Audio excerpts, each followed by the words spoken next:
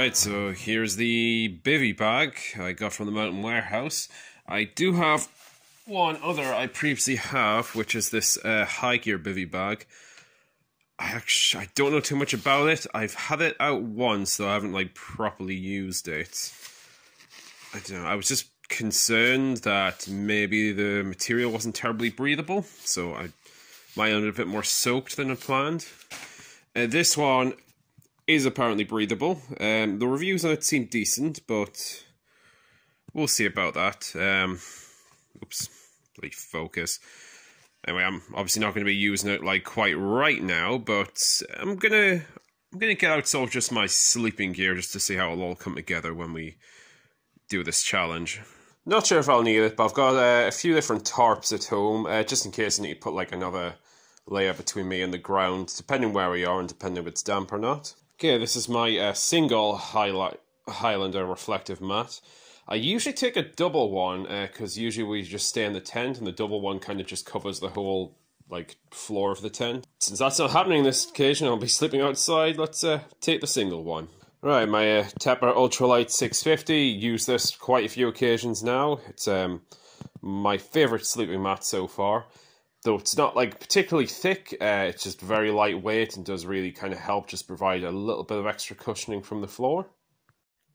Okay, so also from Mountain Warehouse, I've got my Microlight 700. It's classed as a 2/3 season sleeping bag. I've used this quite a lot. It's kind of dependable, I find. It does keep me decently warm, though I also tend to sleep in it a bit layered up anyway, so it doesn't get like too cold. But if the weather when the challenge comes around is going to be like especially cold, I do have like a larger Andes sleeping bag I'll be using. But yeah, I guess the last thing to get out will be the actual bivvy itself. Alright, obviously I haven't put the bag in yet, but already I'm sensing a difference in the material. This one does feel lighter and kind of less, I don't know, like less thick as the other bivvy I have. Now this one is supposed to be breathable, so hopefully that's something to do with the material for that, but yeah. Looking at the size of it, it will definitely accommodate my larger sleeping bag if needed, but let's see how it does with this one.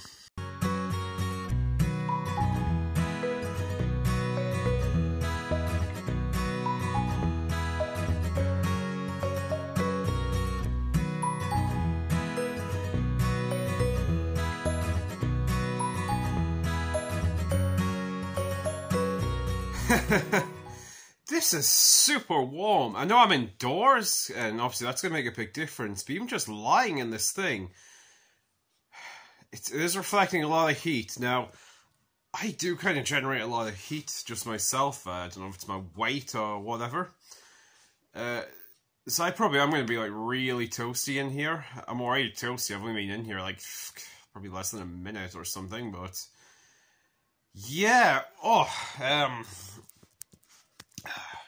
Probably can't get too much more of a view here. But honestly, yeah, so long as the waterproofness and the breathability of this is okay, I think I might be alright. I might maybe get like a net or something, or maybe see if I can just get like a layer just to put over the face a bit more, if it's raining, or, you know, for bugs or anything like that. But yeah, this isn't so bad at all. There's a lot of straps, so I have to watch out. And this thing probably will tighten a bit more, like if you get like something super compact in here, but just to have my face sticking out, but I wouldn't be able to hold the phone. Yeah, be interesting. Like, yeah, I'd like to think I'm kind of prepared now.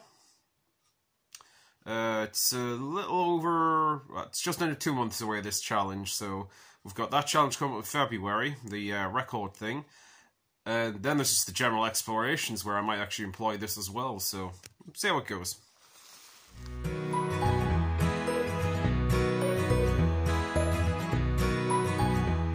Alright, one minor peeve so far. Sorry, it is getting dark, so the lighting here is a bit funny. There's no label on this bag.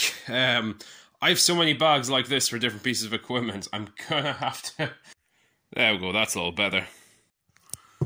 Yeah, so here's all the stuff I'd have to be taking then.